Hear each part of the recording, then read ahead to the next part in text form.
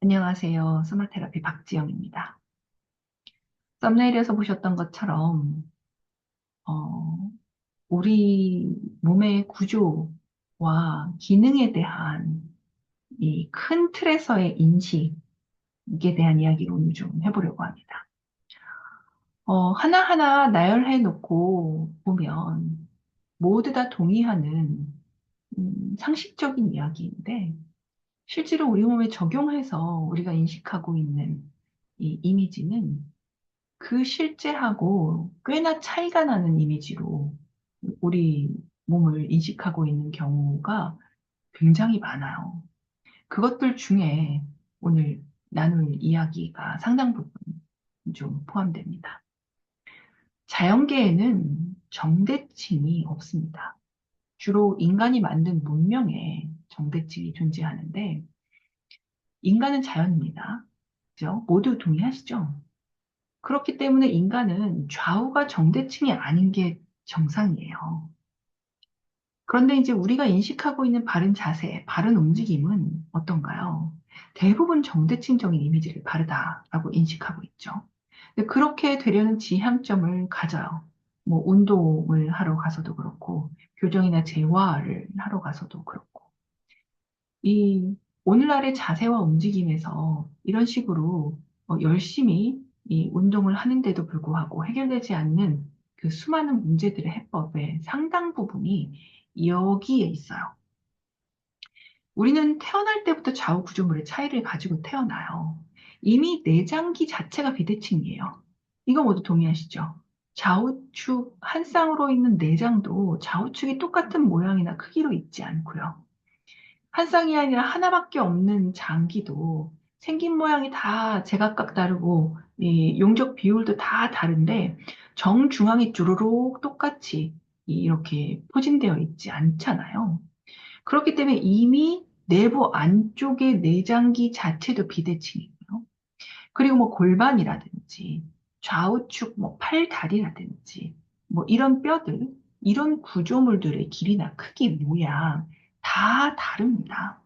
얼핏 보면 비슷해 보이는데 다른 게 정상이에요. 그런데 현대에서는 인간의 몸을 바라볼 때 어떤가요?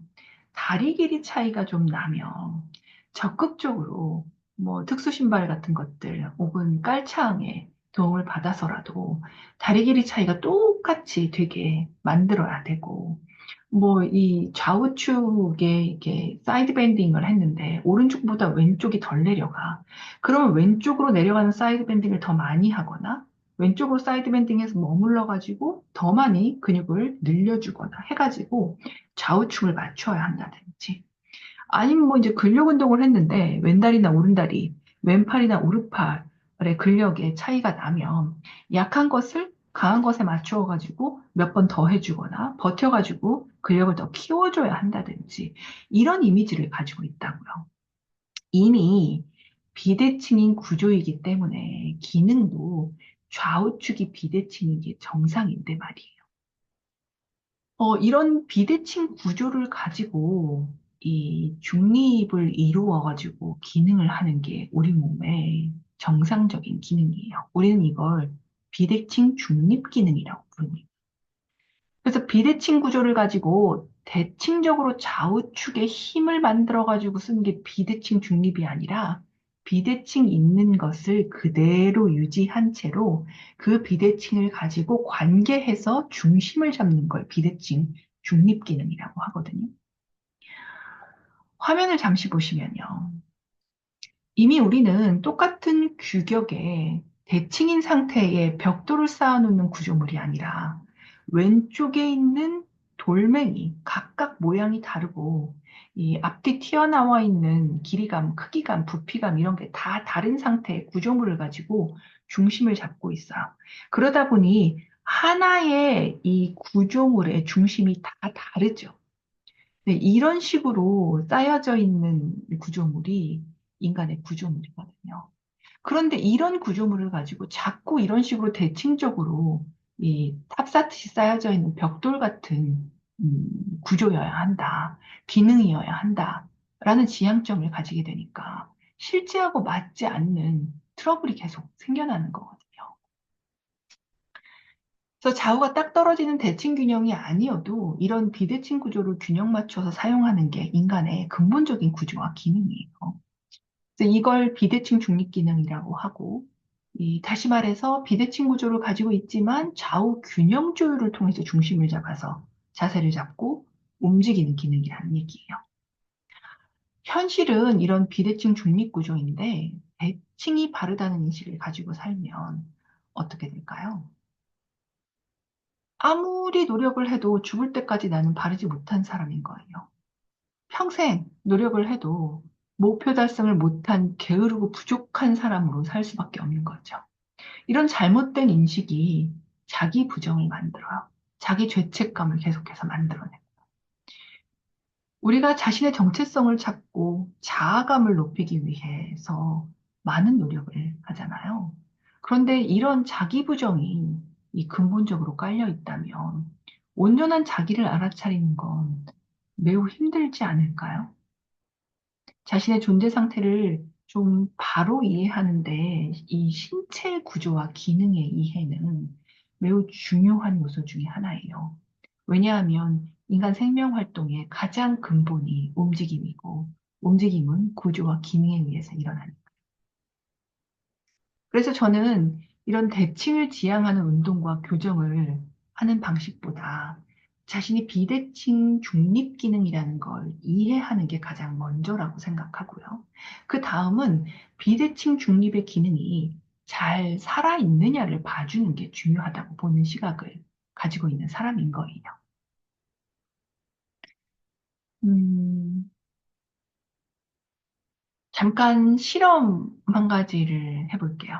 여러분들이 좌우축 비대칭 구조를 가지고 비대칭 중립 기능이 잘 이루어지고 있는 사람인지 아닌지 알아볼 수 있는 실험을 한 가지 해볼 겁니다. 어느 자세이든 관계가 없어요. 지금 자세에서요, 오른쪽 어깨만 위로 좀 이렇게 귀 있는 쪽으로 올려보시겠어요? 그리고 내려옵니다. 이 움직임을 조금만 너무 많이 올리실 필요 없어요. 그냥 살짝 오른쪽 어깨가 오른쪽 귀 있는 방향으로 그냥 살짝 좀 올라갔다가 내려오는 움직임을 몇 번 반복해 보세요. 여러분, 그때 왼쪽 어깨는 뭘 하나요? 대체로 움직임 없이 제자리에 있으려고 해요? 아니면 오른쪽 어깨가 올라갈 때 같이 올라가나요? 아니면 오른쪽 어깨가 올라갈 때 내려가나요? 어때요? 자신의 왼쪽 어깨. 우리는 왼쪽 어깨에는 의도가 없었어요. 그리고 몸의 다른 부위에도 의도가 없었습니다.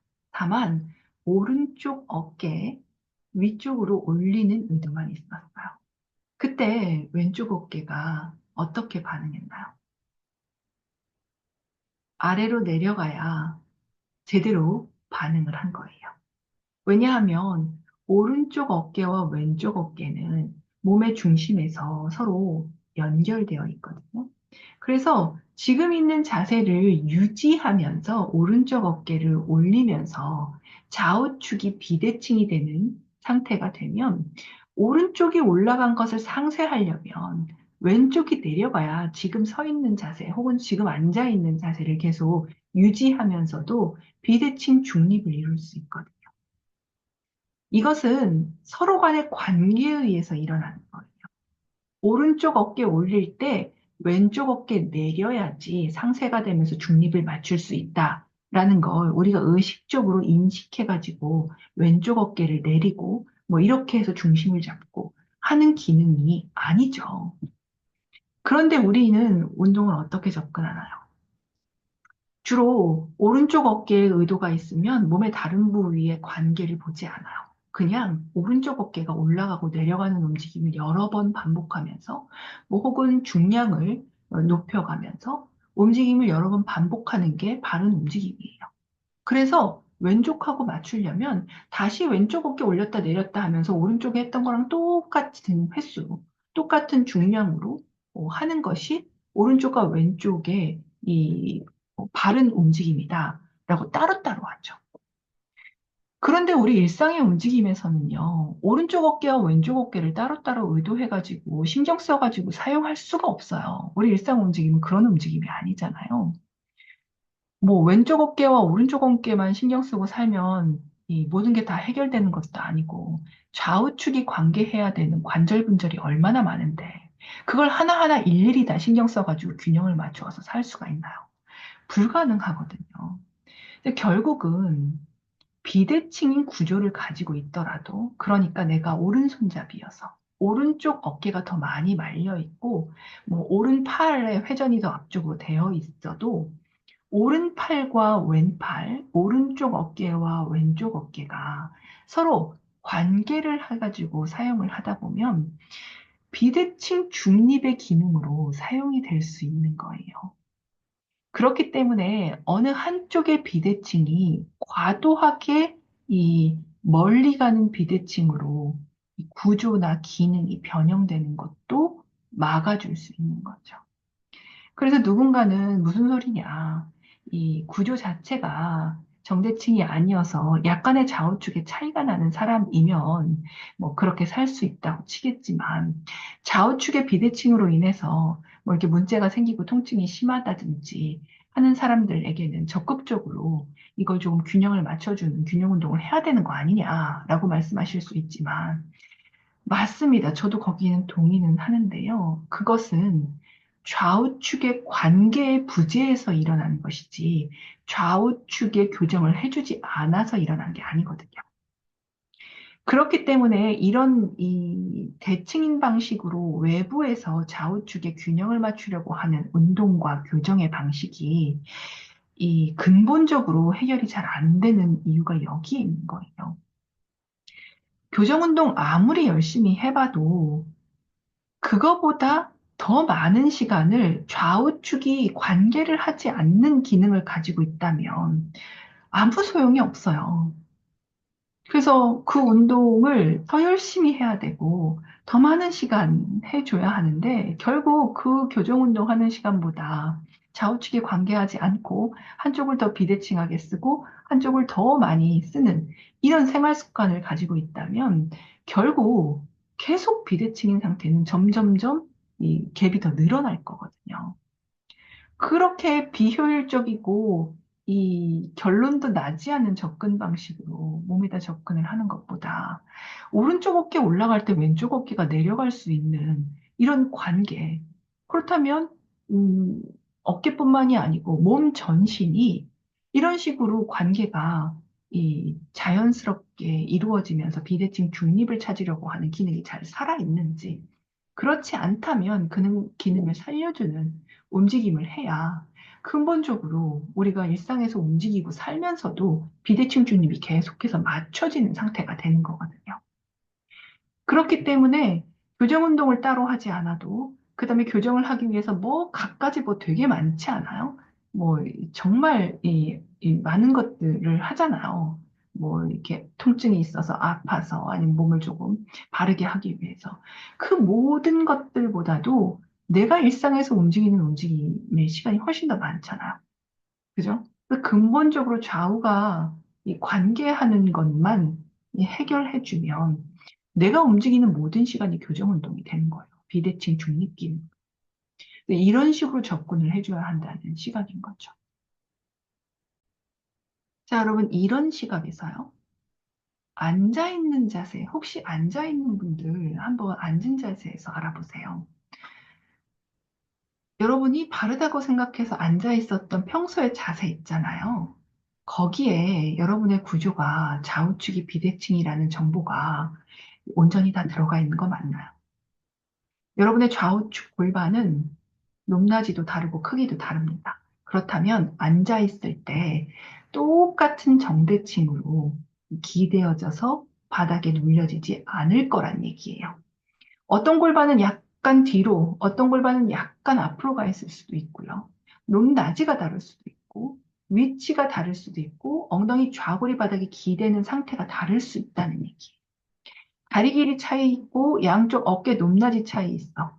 그러면 지금 앉아있는 자세가 좌우축 대칭이 아닌 상태로 회전을 했거나, 아니면 좌우축 앞뒤 어딘가든 대칭이 아닌 상태로 앉아 있을 가능성이 매우 높다는 얘기예요. 머리도 마찬가지예요. 기울어지는 상태가 다를 수 있습니다. 그 모든 것들을 받아들여서 앉아 있는 자세의 감각은 어떤지 한번 실험해 보시겠어요? 그냥 내 이미지 상으로만 불편한 거예요. 대칭이 아닌 것이. 그러나 실제 하는 구조가 비대칭이기 때문에 비대칭을 받아들인 자세에서 앉잖아요. 얼마나 편한지 몰라요. 쓸데없는 대칭을 만들기 위한 밀고 당기는 근육의 힘이 없어지거든요. 같은 원리로 두 발로 서보세요. 여러분의 다리 길이는 차이가 있습니다. 한 다리가 짧고 한 다리가 길어요. 그래서 골반과 다리의 높낮이가 다른 건 너무나 당연해요. 좌우측의 구조의 길이가 다르면요. 사이드 밴딩뿐만이 아니고 회전이 일어난다는 얘기예요. 그러면 몸통이 똑같은 좌우측의 상태로 정면을 바라보고 있는 상태에 있을 수 없다는 얘기예요.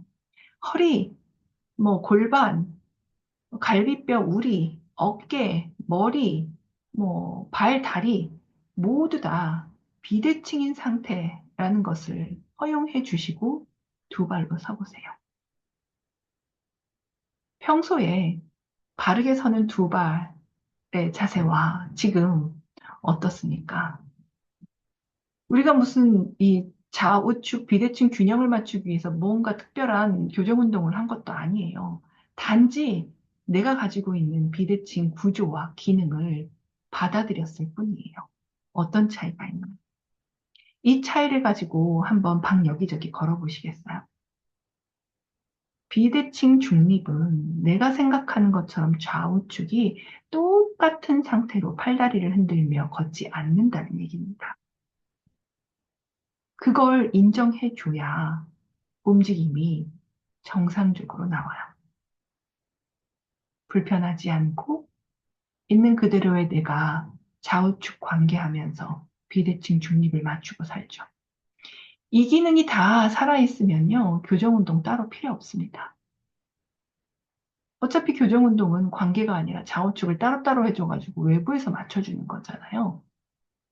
일상의 움직임에서 이런 것들이 움직일 때마다 비대칭 중립이 일어난다면 어떨까요?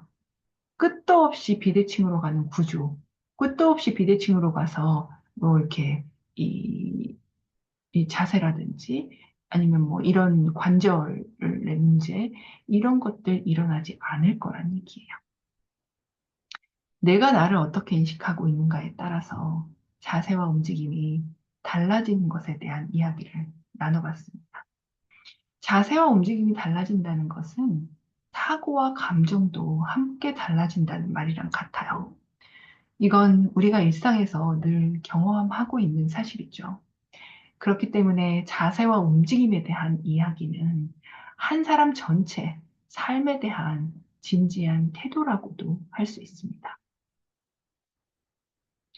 오늘은 여기까지 해볼게요. 다음 시간에 뵙겠습니다.